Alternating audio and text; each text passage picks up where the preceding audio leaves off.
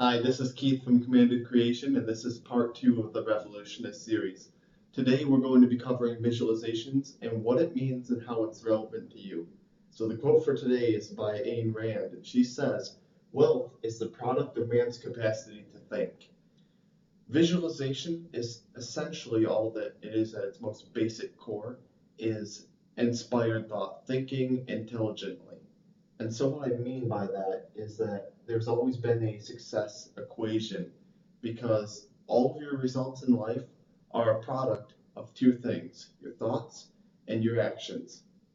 A little story that I wanted to bring up about inspired thought, what I actually mean about that is when my dad and my mom were building their first house together back in Michigan, they had decided to get a basement for the house. They had never had one, and they wanted the extra space. So they decided to do it themselves with the help of a contractor. And the thing was all finished. The last step that needed to be done was rocks needed to be put in for the base layer of the basement. Unfortunately, the windows had already been installed, and these windows were pretty small to start with. They're only about probably that tall.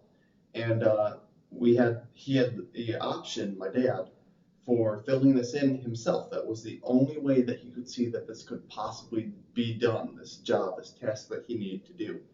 And my mom at the time had tried telling him, what if instead of going the long way, doing the physical task of just shovel by shovel loading in all this rock that needed to be put in through the window to the basement, instead coming up with some sort of a funnel or something, coming up with an idea to get this job done faster in a better way. And my dad wouldn't listen at the time. He thought that it would waste time, that every moment that he was talking was wasting even more time that he could be actually doing this job. And, she said at the time, well, Paul, that's the name of my dad, Paul, we can actually just come up with something. We can come up with some sort of a funnel or a tube or something to protect the window and just load these rocks in. And that way you don't have to be spending a whole week shuffling. But he wouldn't listen and he decided to shovel it in, shovel by shovel by shovel, until that huge pile of rocks was finally in the window. And it was a pain in the butt. I saw him, doing this every single day, and I was young at the time, or otherwise I would have helped him with it. But ever since that moment, he decided that he would have had to do things differently in his life, that he would have had to think with more intelligence. And I'm not saying that he's stupid. I'm talking about inspired thought here. The ability to think outside of the box and get the same things done that would normally happen over the course of a week or a month or a year, and the time that it takes maybe an hour or even a day with inspired thought. So ever since that point in his life, he decided to really come at problems and issues from different angles. And that's what I mean by inspired thought. In fact, what I teach my students a lot of the time is that it's a lot like time travel. I'll tell them, hi, I'm Keith McCauley, and I'm going to show you how to time travel. And that gets people's interest. And I explain to them later on that you can either go about doing the things to get yourself wealthy, to make it so that you can possibly quit your job in the time of maybe 5 years, like actually an example of someone who's taken a long time to actually get to the point where they're wealthy. Or you can be like this person over here, and they maybe have done some revolutionary new idea that has allowed them to become wealthy over the period of maybe 6 months or even just a year. So that's just a story for you, an example, because that's what I'll show my students is that inspired thought is getting the same job done as what hard work would in a shorter period of time, and oftentimes in a lot better of a way. And that's very hard for a lot of people to accept.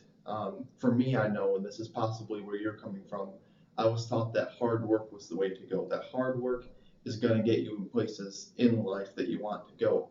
And you can't just sit around thinking about stuff all day. You're going to have to do something every single day to get to the point in your life that you want to get, whether that's in your career, your relationship, whatever the thing is. And it's absolute crap. I can tell you that now. That's how I spent and wasted a lot of my time for years doing things the hard way, doing things the action based way. And the problem was this success equation that I was telling you about where your thoughts plus your actions determine your results. I was just doing the action portion of it. I hadn't even stopped to really think if there was a better way to do something, if there was a more intelligent, inspired way of doing something faster, better, easier.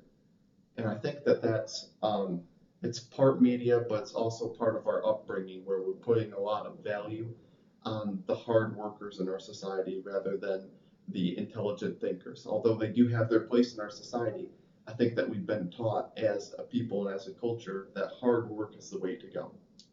And lastly, I want to ask you, what results have you seen as a result of your hard work? I mean, you and I have been told all our lives that hard work is valued, and that's what people look up to and aspire to as the people who get things done.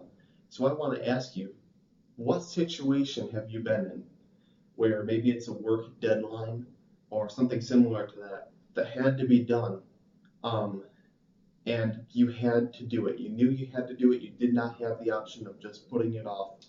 And maybe one time in your life you thought of an easier, better way to do it. But I want you to think back to that situation and think of how hard, how frustrating and difficult it was to achieve that, and how it took everything you had to seemingly get that task finished.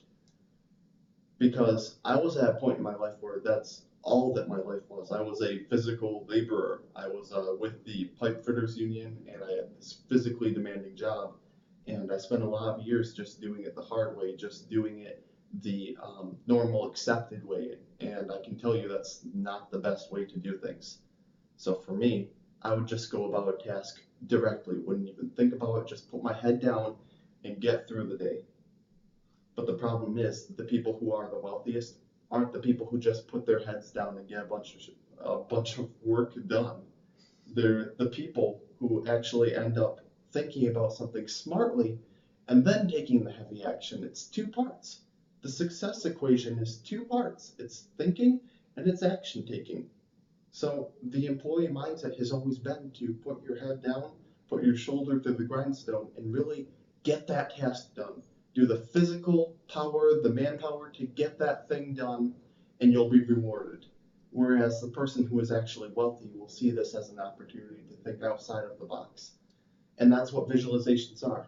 Visualizations basically are you picturing your desired outcome for any problem or situation or circumstance that comes up that you have an issue with. So you think of the desired outcome in your mind and you form a clear picture of what you would like it to be like. Do you want it to be easier, faster, better of a solution than what you're faced with now, which is just putting your head down and going at it? Picture that in your mind. This is the basic of visualization. Picture what you would like the outcome to look like, and picture how you would like to feel while you're doing it. And this helps me tremendously. Oftentimes when I spend just 10 minutes, maybe 15 minutes doing this, it's probably 2 to 3 minutes. And I think of an idea like that gets a task done in what would take me usually 2 hours to finish, and I get it done in half an hour or less. And I do this on a daily basis. This is what wealthy people do. They've learned this. This is a learned skill that people like you and I weren't taught when we were being brought up as kids. And it's very important for you to know this and to practice this, because this visualization technique that I'm talking about is what's going to determine if you're wealthy or not. And I'm guessing here that because you probably aren't one of the people who have done this in the past, is a large reason why you aren't wealthy today. So the action steps that I have for you is one, I want you to think of that difficult situation, the one that was really difficult, whether that was a work deadline you had to meet, something around the house that you had to fix. I would like you to think of that problem and really remember how difficult it was to overcome it, and just really picture that. I want you to label that down and write it down, what that situation was. And if you can possibly think of 2 solutions that you could have done, now having the foresight of knowing how that situation ended, thinking of how you could have possibly done that task in a better way, a more inspired way. Write those down as the first step. The second step that I want you to do is, I know that if you're like me, you have a problem or an issue at hand that you've been meaning to get to or that you've been just putting your shoulder to the grindstone trying to get it done. So whatever that current issue is that you have, not one in your past, but one that you're faced with today, maybe tomorrow or next week that you know of, write it down. And I want you to think. I want you to be aware and do the visualization that I'm talking about. Think of the problem you have right now and picture the desired outcome you would like to have at the end of that situation after it's done. And then picture how you would like to feel while you're doing it. I'm sure you don't want to feel stressed. I'm sure you don't want to feel anxious and not being able to sleep at night. So visualize how you feel, like a movie inside your head, what you would like to feel like as you're doing this, and picture the desired outcome. So that's part of the visualization. Now, the last thing that I want to mention is this technique can be used for anything in life. It gets you from point A to point B like that. That's the whole time travel concept that I was telling you about that I share with my students. You can use this really for anything in your life that you're having a problem with. And this is how all of the wealthy people, the entrepreneurs, the business makers, the world changers actually have learned to do, as they use this for small steps and big steps that they have to take as far as obstacles go. So I want you to be aware and look out for the problems and issues that you're having currently. Just be aware of them and know that you can visualize the desired outcome. Know that you can visualize your desired emotional state as you're going about doing this. I know it sounds really weird and maybe like a load of crap to you, but unless you do it, I can almost guarantee you, you will not become wealthy, simply because I've seen so many other wealthy people who became wealthy by doing this. And you may actually become wealthy without doing this, but honestly, do you want to spend years and years putting your head down, putting your shoulder to the grindstone, trying to achieve wealth? Or would you like to time travel and have inspired thought, have inspired action that you take as a result of that inspired thought, of an easier way to do things? So don't be like my dad, filling in the basement shovel by shovel. Instead, think of your own tube to get down to the basement and fill in that problem or fill in that issue you're having in a much shorter period of time. This is Keith, and I'll see you in the next video.